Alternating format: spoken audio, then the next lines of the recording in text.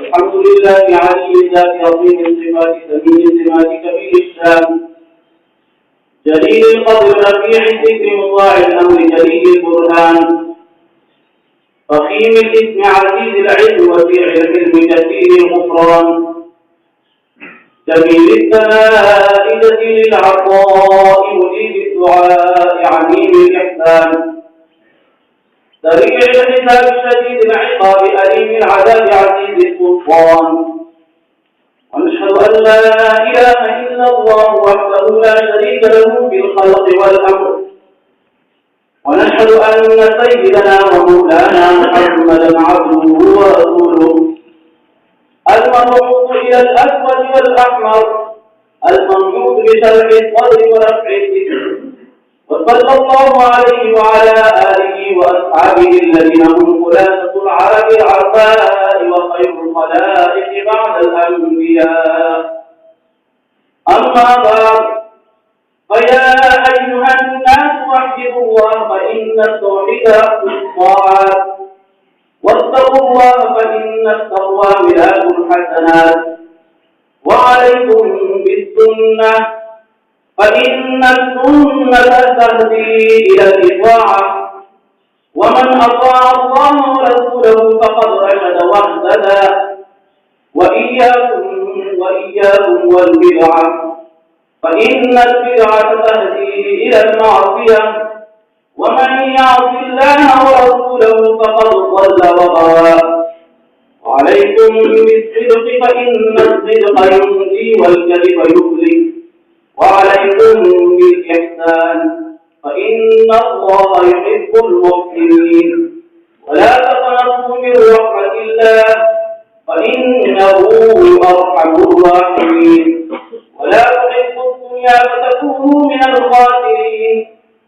ألا وإن نفسا لن تموت حتى تستكمل رزقها فاتقوا الله وأجملوا في الطلب وتوكلوا عليه فإن الله يحب المتوكلين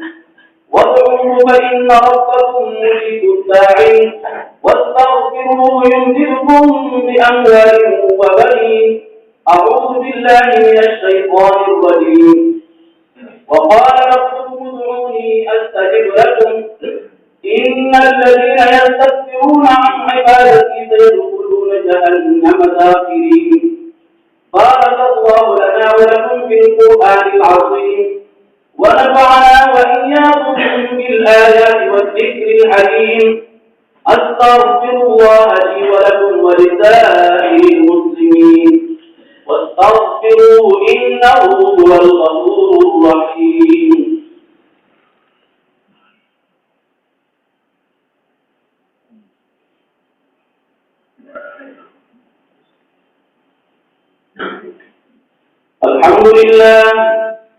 الحمد لله نحمده ونستعينه ونستغفره ونؤمن به ونتوكل عليه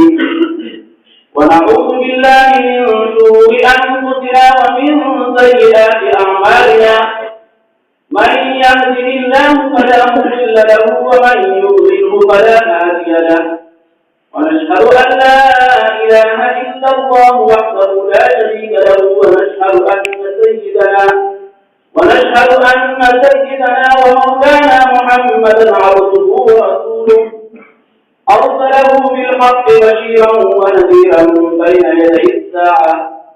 من يطع الله ورسوله فقد رشد ومن يعصهما فإنه لا يضر إلا نفسه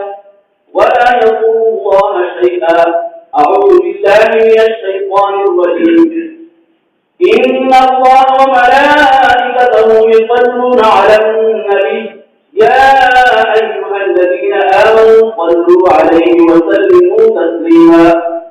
اللهم صل على سيدنا ومولانا محمد عبدك ورسولك وصل على المؤمنين والمؤمنات والمسلمين والمسلمات اللهم صل على سيدنا ومولانا محمد عبدك ورسولك وصل على المؤمنين والمؤمنات والمسلمين والمسلمات وبارك على سيدنا ومولانا محمد وأزواجه وذرياته قال النبي صلى الله عليه وسلم أرحم أمتي بأمتي أبو بكر،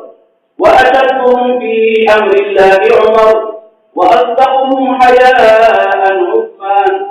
وأقواهم علي، وفاطمة سيدة نساء أهل الجنة، وحمزة أسد الله وأسد رسوله رضوان الله تعالى عليهم أجمعين. اللهم اغفر للعباس وولده مغفرة ظاهرة وباطنة لا تغادر ذنبا. الله في أصحابي لا نتخذهم من بعد عرضا، فمن أحبهم فبحبه أحبهم، ومن أبغضهم فببغضه أبغضهم. وخير أمتي قرني ثم الذين يلونهم ثم الذين يلونهم، والسلطان المسلم ظل الله في الأرض، من أهان سلطان الله في الأرض أهانه الله. إن الله يأمر بالعدل والإحسان وإيتاء ذي القربى وينهى عن الفحشاء والمنكر والبغي يعظكم لعلكم تذكرون. فاذكروا الله يذكركم وادعوه يستجب لكم، ولذكر الله تعالى